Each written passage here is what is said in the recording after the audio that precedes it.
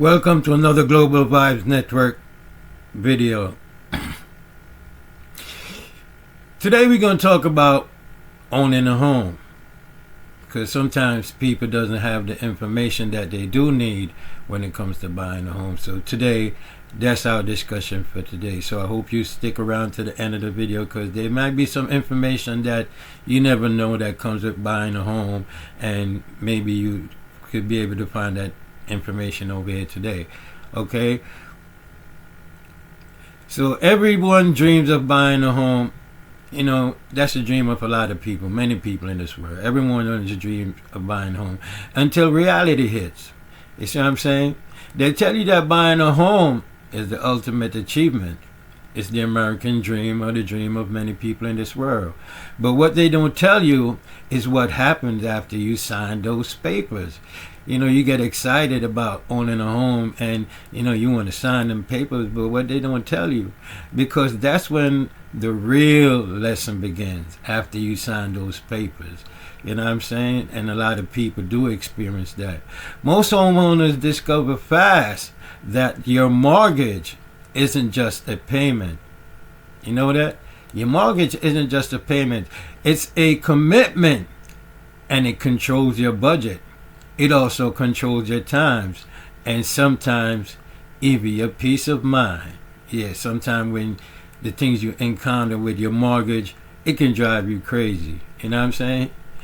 You don't just pay your mortgage. Listen now, people. You don't just pay your mortgage.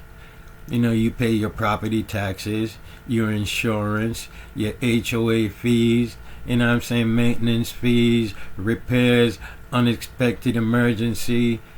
And trust me, they could cost you a bitter penny. Yes, indeed. You can find out that the cost changes, and it doesn't decreases, it only gets higher. So today we're going to show y'all some video about what some people think of mortgages. You know what I'm saying, my people? So I hope you tune in and stick to the end of the video. And after the video, you can leave a comment and give this video a thumbs up. And if you haven't yet subscribed to the channel, please go ahead now and subscribe to the channel. And with no further ado, let's hop right into the video. We were in a suburban country at that time. People thought the whole idea was lunacy. Who's going to want to live in a single-family home when they can live in the city instead? Any of these developers, the only way they could get the capital to build these giant subdivisions was by going to the Federal Housing Administration, submitting their plans for the development, for approval of the construction materials they were going to use, the architectural design, the layout of the streets in the subdivision, and an explicit commitment not to sell a home to an African American, required by the Federal Housing Administration. The Federal Housing Administration even required, as a condition of these guarantees, developers like Levitt to place a clause in the deed of every home prohibiting resale to African Americans or rental to African Americans. These deeds still exist in these homes today. They're no longer enforced, no longer enforceable, but they're still there. What was the consequence of this? Well, those homes in those days, in all of these suburbs, they sold for $10,000 or less, $8,000, $9,000 a piece. In today's money, that's less than $100,000, probably $90,000. African Americans who were prohibited, not they didn't want to, not because they didn't like living among whites, they were prohibited from moving into these suburbs, and they could easily afford to do so. Any working class family can afford to buy a home for $90,000, roughly twice national median income. Those homes and developments like that now sell for $300,000, $400,000, $500,000 and more. The white families over the next couple of generations gained, you can do the arithmetic, $200,000, $300,000, $400,000, $500,000 in equity. They used that equity to send their children to college, to take care of medical emergencies, to take care of economic downturns, most importantly, to bequeath it to their children, who then had down payments for their own homes. African Americans who accumulated none of that wealth as a result of this federal subsidy had none of those abilities. Today, nationwide, African American incomes are on average about 60% of white incomes. African American wealth today is 10% of white wealth. That enormous disparity between a 60% income ratio and a 10% wealth ratio is entirely attributable to unconstitutional federal housing policy practiced in the mid-20th century that has never been remedied. It's a constitutional violation. There's been a lot of talk about 50-year mortgages. I can't understand why people think this is a good thing. It is a scam. People will forget what a car, at 144 months does, okay? Now, obviously, I'm going to give you a difference right now, okay? I am going to put a $500,000 house, and I am going to put it at 6%, okay? And I'm going to do a 15-year, a 30-year, and a 50-year mortgage. And I want you to see what happens here. I'm going to do $500,000, and I'm going to put 10% down payment. Your loan amount is going to be $450,000, okay? So your loan amount is $450,000. Now remember, this is a $500,000 house.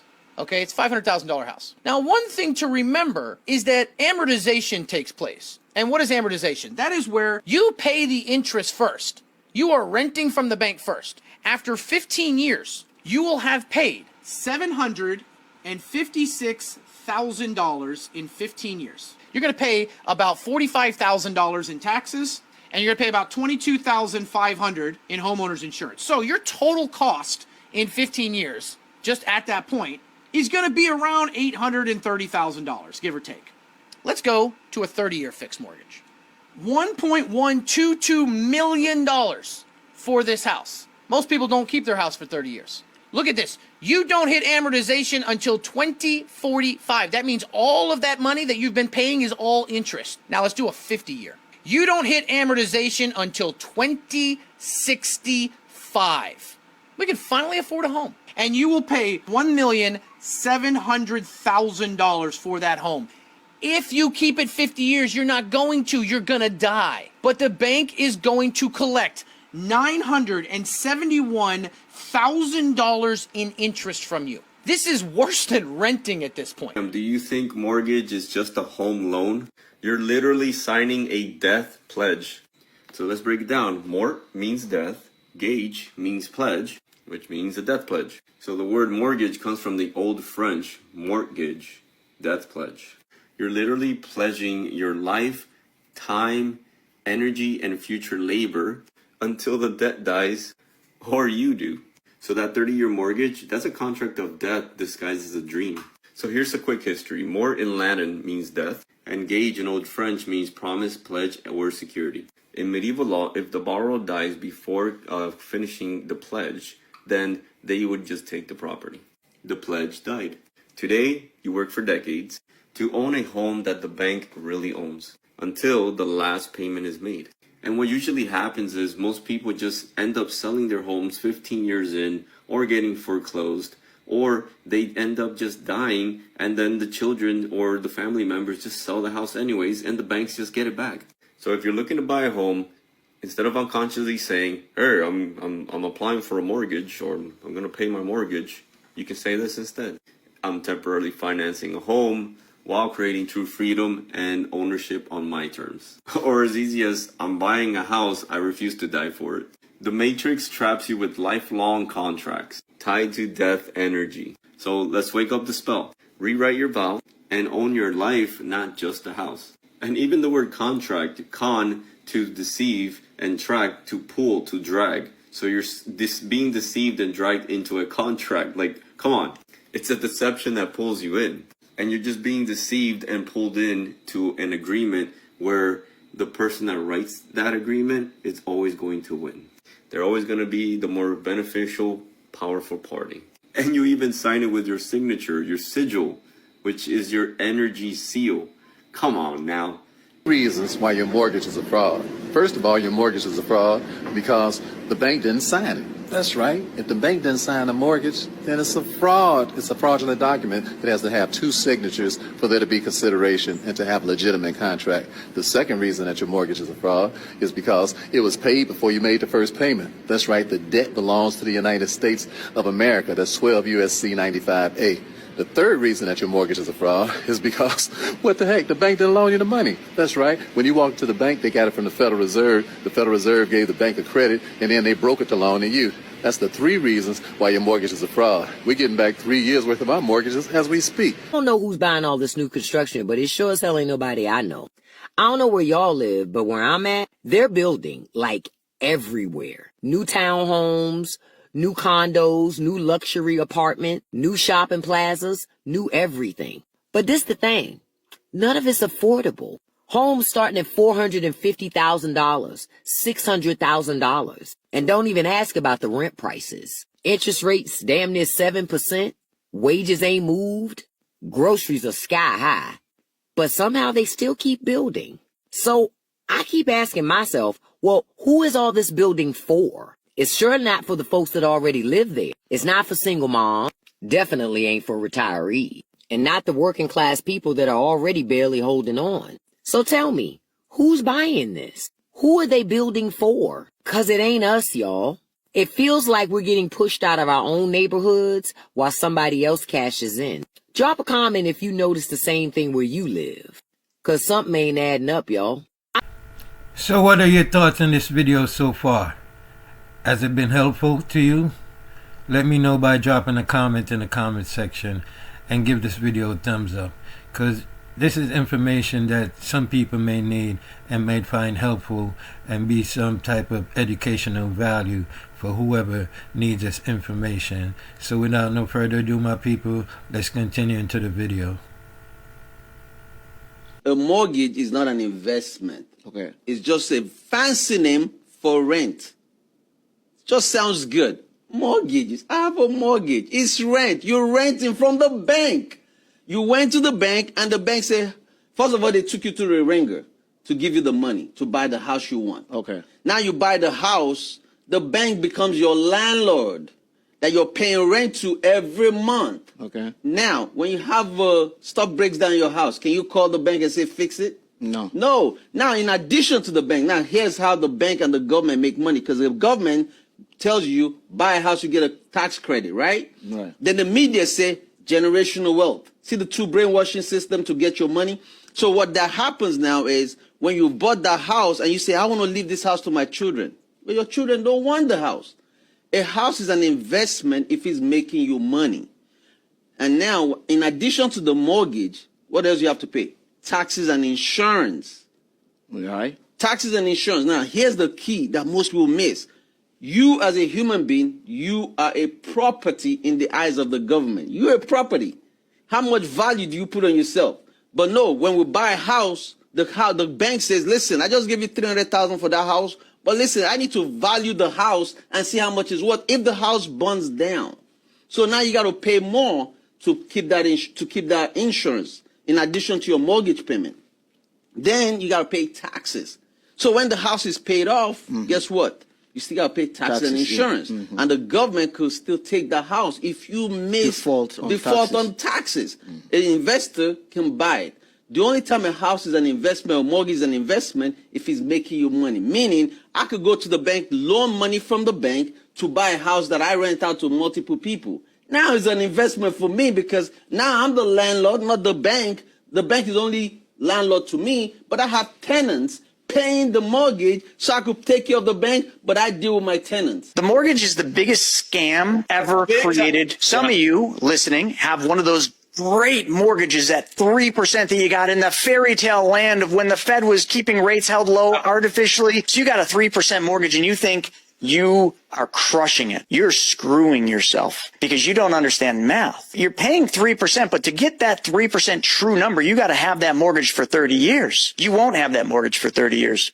The banks know it. You will have that mortgage for anywhere between 5 to 7 years statistically. Yes. And then in 5 to 7 years, you will refinance or you will buy a different house or something will happen and you will reset the clock. So because they know that, how they have designed amortized loans, it's all about the volume of interest. Yes, the 3% number doesn't change, but how much interest you pay in the early years certainly can be adjusted by the bank, and it is. Your mortgage in the first 7 years is heavily weighted so that you are giving up 60 to 80% of every payment to interest. You're not paying 3% in those early years. You're paying more like 40 to 60% interest. Buying a house with a mortgage is the worst thing a person can do.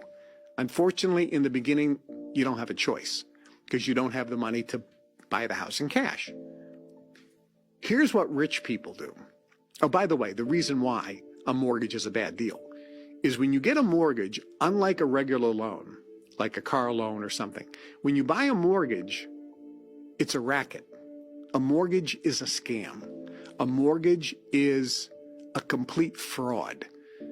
And it's set up by the banking system and allowed to be this way by the government so that the banks make a fortune. When you get a mortgage, for the first several years, when you make your payment, you're just paying almost all interest. You're not paying down the principal. So if you have a home with a mortgage, let's say you have a $100,000 mortgage, after the first year of making the payments, you still owe $100,000. You haven't paid down your principal at all. So if the asset's going up, you're making all these payments. It is an expense, as Robert Kiyosaki said, author of the book Rich Dad, Poor Dad. So the mortgage is a horrible loan. Horrible. So what do rich people do? What rich people do, and if you watch a show like $1 Million Listings, where you see $1 million homes, $5 million homes, $10 million homes, $20 million homes being sold. Josh Altman is one of the stars of that. I had the opportunity to have lunch with him when I was in Beverly Hills. Great, great guy. And if you notice in that show, many, if not most, of the people who are buying these very high-end homes always say it's a cash deal. I'm buying the home with cash. Why do they buy the home in cash? Because they know a mortgage is the dumbest, worst type of credit or loan you can ever get. So here's what they do. They buy the home in cash, and then they go and use their asset, the home, as collateral to get a line of credit. So if they buy $1 million home in cash, they can get a line of credit for $800,000, which means they have access to $800,000 anytime they need it. If they don't need it, they're paying zero interest. Mortgages, you know, that's the biggest liability somebody will ever take on in their life. But for the bank, that's an asset. You're taking a mortgage to purchase it. No wealthy people have liabilities. Wealthy people stick to the principle that they don't want to take on liabilities, they want to own assets. So it's obviously much more preferable to buy for cash. But people feel like they have no choice but to finance a lifestyle that they can't afford right now for cash, but they pay over, let's say, 25 years. But they do have an alternative, and that's what they don't realize. They can rent. Now, people think that renting is a liability, and they kind of group it in the same basket as debt. Well, it's not debt. It's not a liability in the traditional sense. If you rent, it can actually be an asset because you have no risk. You can walk out the next month, and you can leave anytime, and you have total freedom. And freedom is an asset, and that's what wealthy people get. They understand that. All right, so tell me, based on what you've heard so far about mortgages being a scam and increasing prices that you may not have known when you first bought your home and stuff, you know what I'm saying? Would you still go ahead and buy a home today?